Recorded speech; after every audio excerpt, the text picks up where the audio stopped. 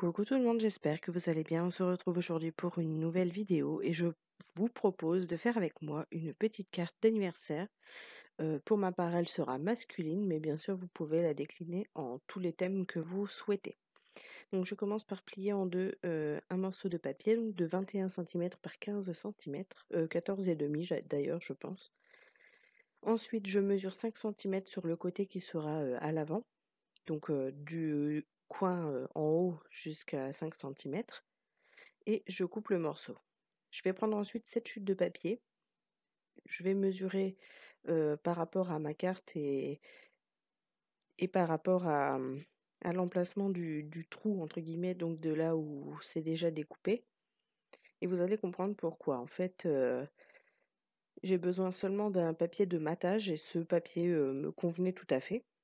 Et c'est ce qui me permet du coup d'utiliser quand même les contours du papier sans nécessairement avoir besoin de la partie intérieure, en fait, et ça c'est une petite astuce, on va dire, anti-gaspi.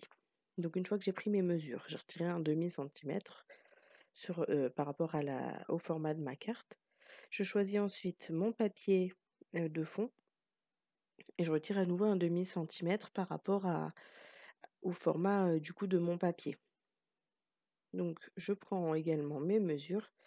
Donc, n'oubliez pas que vos mesures vont être inversées par rapport à votre carte pour que votre papier, du coup, une fois dans le bon sens, soit, à la bonne dimension. Donc je positionne pour voir un petit peu, ce que ça donne. Une fois que c'est fait, je vais prendre ces rubans qui sont, autocollants. Je vais mesurer comme ça à l'œil, combien il m'en faut. Ensuite, je découpe. Donc vu que c'est autocollant, je prends mes ciseaux en téflon directement, pardon, pour éviter de mettre de la colle, sur les lames de mes ciseaux, classiques. Je colle, donc j'essaye d'être le plus droit possible. Après, voilà, c'est pas une science exacte et je rabats les 2 petits bouts pour éviter qu'ils se décollent dans le temps. Je prends ensuite un deuxième ruban. Donc la même chose que précédemment, je mesure approximativement la quantité qu'il m'en faut et je retire donc là, au départ, la pellicule de protection de l'autocollant.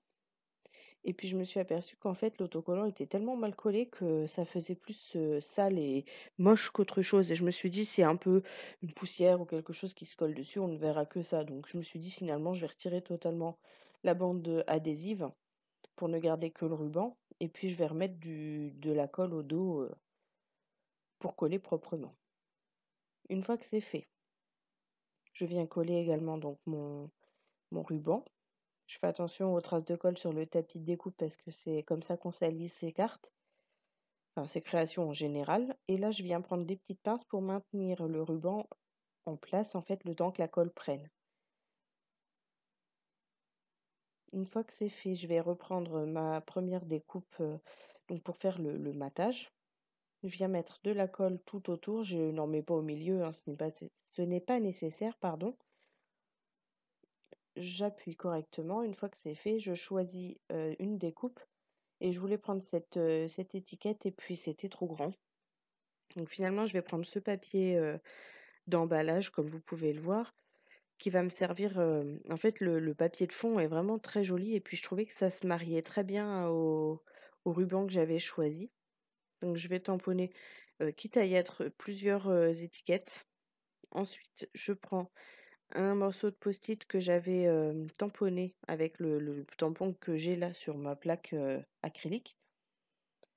J'ai, détouré l'intérieur avec un cutter de précision.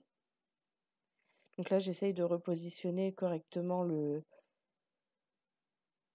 papier pour éviter que ça se décolle. Je viens tamponner avec de l'astazone et je tamponne mon sentiment dans mon étiquette pour obtenir du coup une étiquette bon anniversaire en un seul morceau sans recoller des choses par-dessus. Donc je détourne mon étiquette.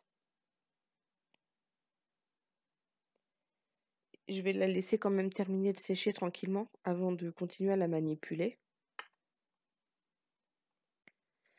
Ensuite, donc je vérifie que comment dire? Mon fond de carte va bien sur son matage et je trouvais que c'était pas tout à fait bien coupé, donc je recoupe, une toute petite bande, un petit millimètre en fait. Ensuite je revérifie et là ça me convient. Donc je vais venir coller, mon fond sur, sur son matage et sa base, pardon. Je colle proprement et ensuite je vais venir positionner donc cette découpe hexagonale que j'avais, découpée pour un autre projet dont je ne me suis pas servie. Donc moi je garde tout ce que je découpe et qui ne me sert pas, hein, c'est pas perdu. Et puis voilà, je la positionne, à l'endroit qui me plaît. Je mets le bloc acrylique dessus. Une fois que la colle a pris, je prends mon étiquette. Je prends du double face 3D.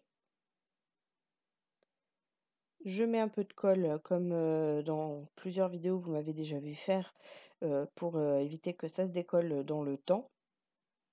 Ensuite, je retire la pellicule de protection, je remets de la colle